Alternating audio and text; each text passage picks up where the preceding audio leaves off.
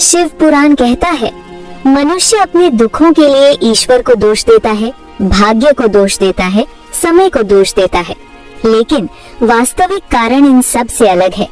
देवर्षि नारद ने एक बार यही प्रश्न साक्षात महादेव से पूछा था। नारद बोले, प्रभु, शास्त्र कहते हैं कि मनुष्य जो चाहे वो कर सकता है, फिर भी अधिकांश मनुष्य जीवन भर अभाव, रोग और असंतोष में क्यों जीते हैं? ये प्रश्न शिव पुराण विद्येश्वर संहिता में वर्णित है। महादेव उस समय कैलाश पर्वत पर स्थित थे। चारों ओर निस्तब्धता थी। महादेव ने नारद की ओर देखकर कहा, नारद, मनुष्य की समस्या अशक्ति नहीं है, उसकी समस्या अज्ञान है। नारद चकित हुए। महादेव बोले, मनुष्य इच्छा करना जानता है, पर इच्छा की कीमत चुकाना नहीं जानता। शिव पुराण में स्पष्ट कहा गया है, इच्छा, कर्म और फल तीनों अलग अलग नहीं है। मनुष्य केवल फल चाहता है, पर कर्म को टालता है। महादेव आगे कहते हैं, नारद, हर मनुष्य के भीतर अपार शक्ति है, पर वही मनुष्य अपने ही कर्मों से उस शक्ति पर बंधन डाल लेता है। ये बात साधारण नहीं है। शिव पुराण कहता है, मनुष्य का सबसे बड़ा शत्रु कोई बाहरी शक्ति नहीं, बल्कि उसकी वृत्ति है। नारद ने पूछा, प्रभु, ये वृत्ति क्या है? महादेव बोले, वृत्ति अर्थात बार बार वही गलती दोहराने की आदत, जानते हुए भी गलत करना और फिर ईश्वर से फल की अपेक्षा रखना। शिव पुराण में यहाँ एक महत्वपूर्ण सिद्धांत दिया गया है, ईश्वर फल नहीं देते, ईश्वर केवल नियम देते हैं। फल नियम के अनुसार स्वतः मिलता है। नारद ने फिर पूछा, तो प्रभु, क्या भाग्य कुछ भी नहीं होता? महादेव मुस्कुराए। उन्होंने कहा, भाग्य मनुष्य के बीते हुए कर्मों का संग्रह है और वर्तमान कर्म भविष्य का भाग्य है। ये बात रुद्र संहिता में विस्तार से आती है। महादेव बोले, जो मनुष्य आज अपने कर्म सुधार ले, वो भाग्य को भी परास्त कर सकता है। यही कारण है कि पुराणों में कई ऐसे उदाहरण हैं जहां साधारण मनुष्य देवताओं से भी ऊंचा उठ गया। नारद ने पूछा, प्रभु, यदि ऐसा है तो लोग दुखी क्यों रहते हैं? महादेव का उत्तर बहुत कठोर था। उन्होंने कहा, क्योंकि वे जो चाहते हैं उसके अनुरूप जीते नहीं हैं। शिव पुराण कहता है, जो धन चाहता है पर अधर्म से नहीं बचता, उसके घर लक्ष्मी नहीं टिकती। जो स्वास्थ्य चाहता है पर असंयम नहीं छोड़ता, उसका शरीर रोगी रहता है। जो शांति चाहता है पर वाणी और व्यवहार शुद्ध नहीं रखता, उसका मन अशांत रहता है। नारद ने स्वीकार किया, प्रभु, ये सत्य है। तभी माता पार्वती इस संवाद में प्रवेश करती है। माता पार्वती बोली, स्वामी, कलयुग में मनुष्य कर्म से अधिक मंत्र खोजता है। ये वाक्य शिव पुराण का बहुत गूढ़ सत्य है। माता पार्वती कहती है, मंत्र तभी फल देता है जब आचरण उसके अनुरूप हो। यहाँ महादेव ने एक अत्यंत महत्वपूर्ण बात कही, नारद, जो मनुष्य अपने जीवन में इन 4 बातों को सुधार ले, आहार, व्यवहार, विचार और सेवा, वो जो चाहे प्राप्त कर सकता है। नारद ने पूछा, प्रभु, सेवा किसकी? महादेव ने उत्तर दिया, गौ माता, अतिथि और निर्बल की सेवा। जो इनका तिरस्कार करता है वो मेरी पूजा करके भी कृपा से वंचित रहता है। ये कथन शिव पुराण और स्कंद पुराण दोनों में आता है। महादेव बोले, नारद, कलयुग में मैं मंदिरों में कम और आचरण में अधिक प्रसन्न होता हूँ। यही नारद को बोध हुआ कि मनुष्य जो चाहता है वो पा सकता है, पर शर्त ये है, उसे अपने कर्मों की जिम्मेदारी स्वीकार करनी होगी। यहीं से शिव पुराण एक नए विषय में प्रवेश करता है।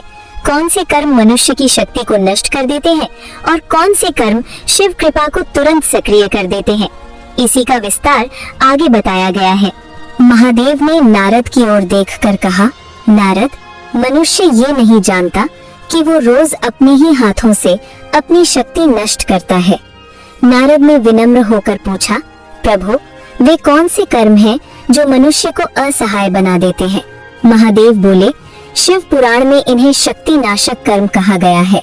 महादेव ने पहला कर्म बताया, अन्न का अनादर। उन्होंने कहा, नारद, जिस घर में अन्न का अपमान होता है वहाँ लक्ष्मी स्वयं रुक नहीं सकती।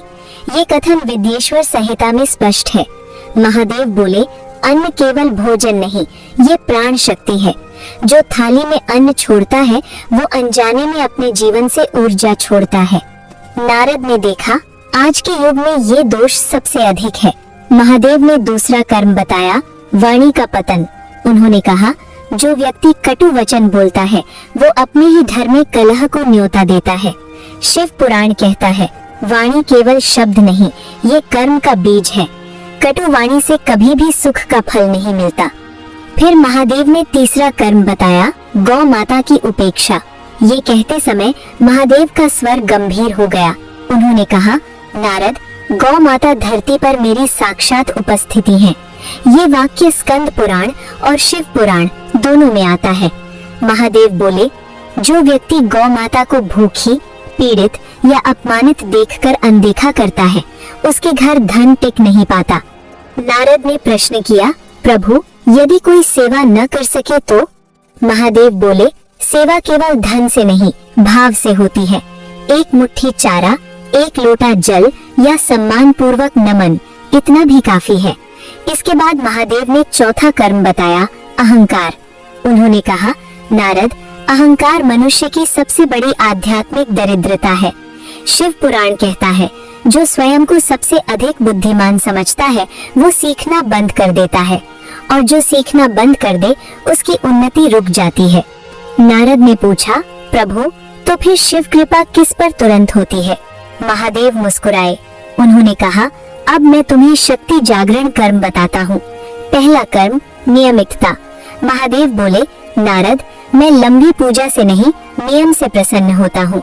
जो रोज थोड़ा भी धर्म करता है वो अधिक शीघ्र फल पाता है। दूसरा कर्म, संयम।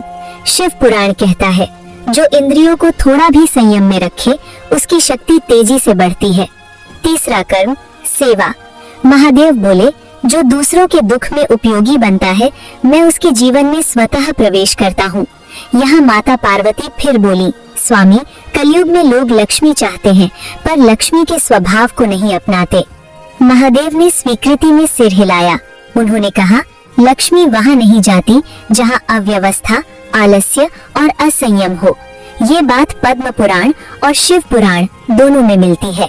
अब नारद को स्पष्ट होने लगा कि मनुष्य जो चाहता है वो पा सकता है, पर रास्ता बदलना पड़ता है।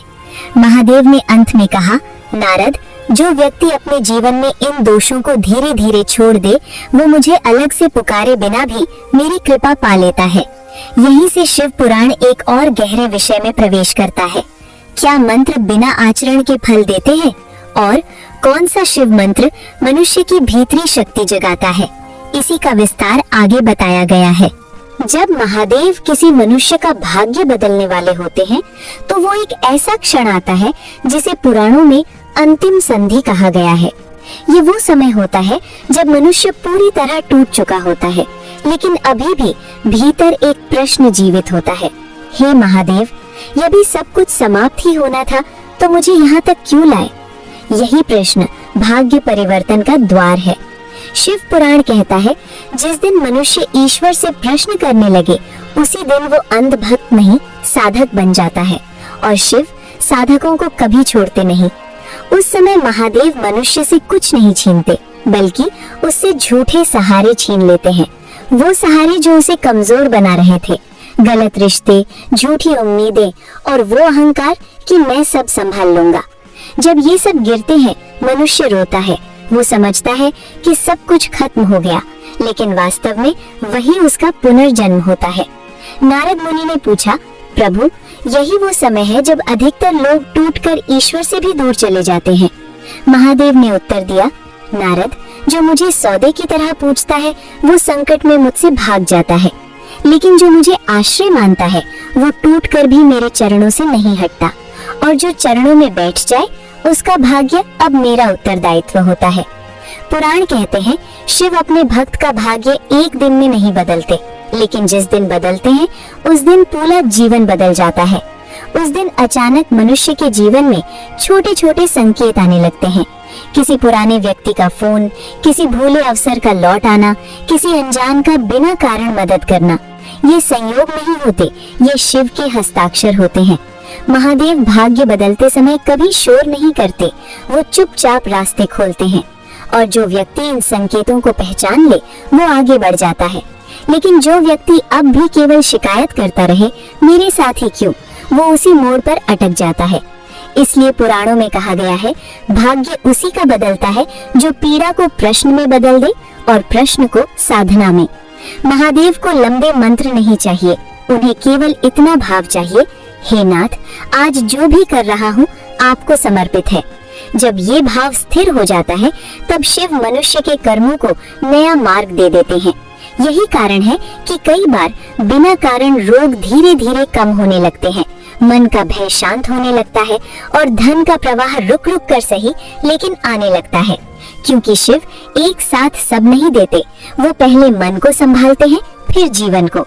अब अंतिम रहस्य शेष है, वो कौन सा कर्म है जिसे करते ही महादेव की दृष्टि मनुष्य पर स्थायी हो जाती है, और वो कौन सी भूल है जो बदले हुए भाग्य को फिर से रोक देती है।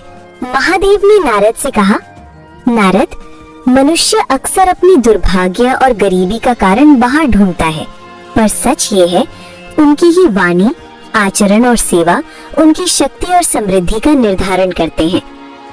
महादेव ने पहला कर्म बताया, 1. अन्न और गौ माता का सम्मान। नारद, जो व्यक्ति गौ माता को सेवा देता है, अन्न का आदर करता है, उसके घर में लक्ष्मी ठहरती है।